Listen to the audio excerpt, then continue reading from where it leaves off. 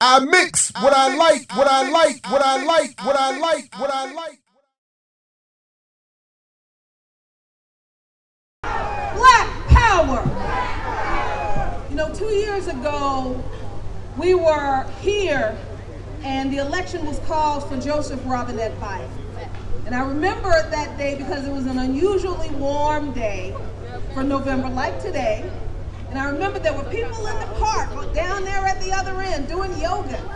And then all of a sudden, as people were speaking, there were horns honking and people were cheering. And the folks doing yoga stopped doing yoga and they got up and they're jumping up and down and they're hugging each other and they're crying. And my husband, my late husband, who is transitioned, looked at me and said, "Babe, what the hell is going on? Why are these people so excited about an election? They act like they won something." And here we are 2 years later with the election, with now the administration of Joseph Robinette Biden, and I wonder where those celebrating people are. Because what did they win? They won a president that lied about that $2,000 stimulus check. Y'all got yours, I ain't get mine. Who lied about student loan cancellation, who has continued now Donald Trump's program, Title 42, that has deported more than 20,000 Haitian immigrants specifically, while he is yet planning another invasion and occupation of Haiti, so this administration and their Western allies can continue to steal Haiti's resources and exploit the people while militarily, brutally repressing the people to keep them quiet so they can steal and bleed. The Biden administration that has carried on the imperialist plans of this country and stoking a war, really finishing what was begun in 2014 in Ukraine with a war against Russia, using Ukraine and telling us that we have to stand by Ukraine. Don't pay any attention to those neo-Nazis. Ignore all of them. Meanwhile, hundreds of thousands of dollars are poured into weapons and support for Ukraine, but we don't get student loan debt cancellation, we don't get affordable housing, we don't get health care. We can't have any of those things. Meanwhile, the same Biden administration is expanding AFRICOM on the continent of Africa, destabilizing every country it can continue a foothold in so that the U.S. and its allies can continue to steal African resources. And the surplus equipment that comes from the military theaters of war, well, they're used in the 1033 program for the police on the streets here. So we in the Black Alliance for Peace say that when you go to the White House, when you stand in front of the White House, remember that we're not cheering a president. We're not opposing a president. We are opposing imperialism that building and this government stands for. The Black Alliance for Peace demands that the U.S. keeps its hands off Haiti, that the U.S. keeps its hands off Africa and shut down AFRICOM. And the Black Alliance for Peace says no compromise, no retreat in these demands. Uhuru, Black Power, and peace. Of identity, unity of purpose, and unity of action.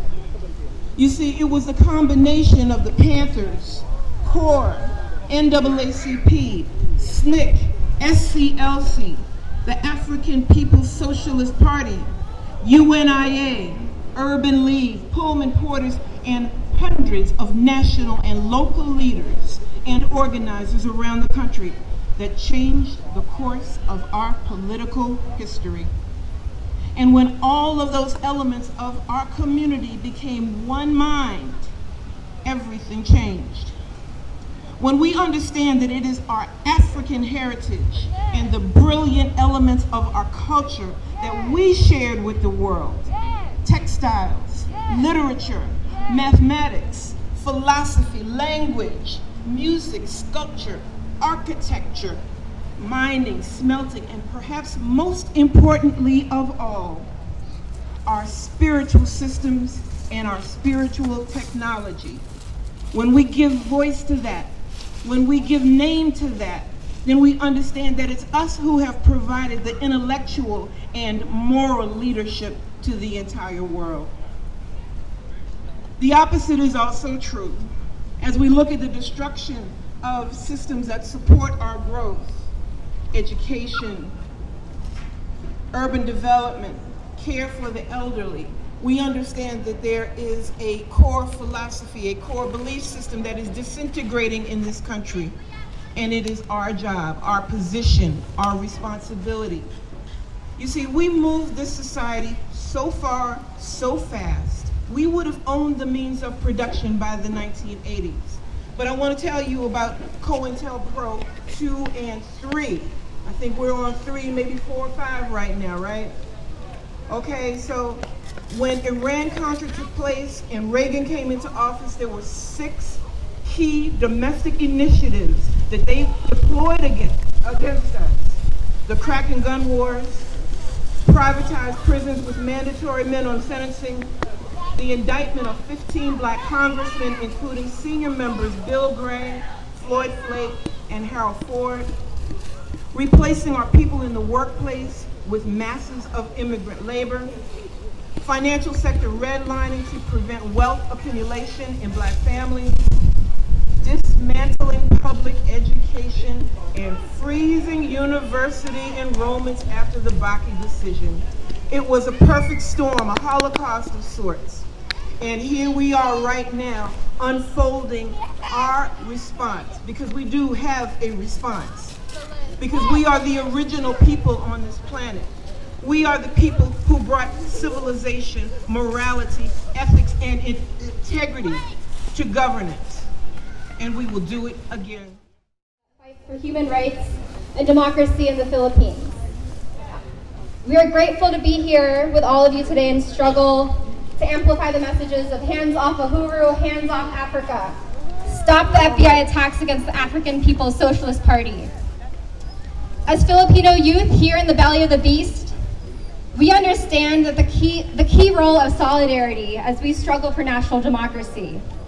To fight against the imperialist machinery, movements like ours need to build a genuine, united front of solidarity to strike in all of the fronts. An attack on the African People's Socialist Party is an attack on the world socialist movement. Learning of the FBI's cowardly attacks on the Uhuru movement reminded me of the identical tactics by the US-backed Duterte and Marcos regime on our movement and its leaders, including the revolutionary artist Parts Pagani. In the middle of the night on August 2016 of last year, the Philippine National Police raided the home of Parts Pagani and brutally murdered him as he lay unarmed and alongside his spouse. Just like the US government fabricated the bogus explanation for their attack on the chairman, the Philippine police and military constructed false claims to justify his murder in the attempt to weaken the people's movement. As our movements grow in power, the US government and its puppet regimes around the world are forced to develop new strategies for repression, both here and in the semi-colonies like the Philippines. I got them to say to all the Irish in the United States that if you do not support black liberation, and if you do not support the demand for reparations, we will not accept any money from you. That was the Irish. I did that. There's no Russians involved in that, any more than there were Russians involved in my trip to Moscow, or Russians involved in my trip to Nicaragua, or Russians involved in my trip to Suriname, and the various other places that I've traveled to liberate our people and to win whatever friends and allies we can for the struggle of black people. I did it, and I'm going to do it again. Black people, Africa is going to be free.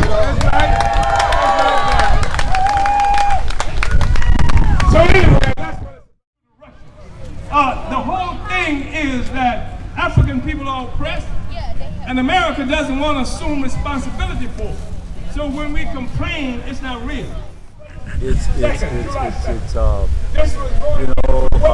those early days on Howard's campus, WCFW that every so often I see you up on the bed somewhere. I'm not up there often, but it's humbling to say to you through my grandmother, Hester Williams Woods, and Ethan Woods, my grandfather on my daddy's side, out of Opelousas, Louisiana, St. Lindsay Parish.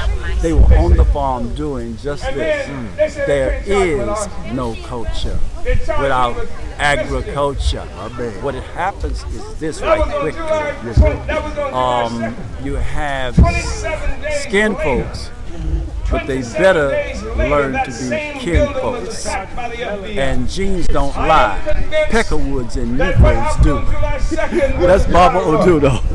I mix what I like, what I like, what I like, what I like, what I like.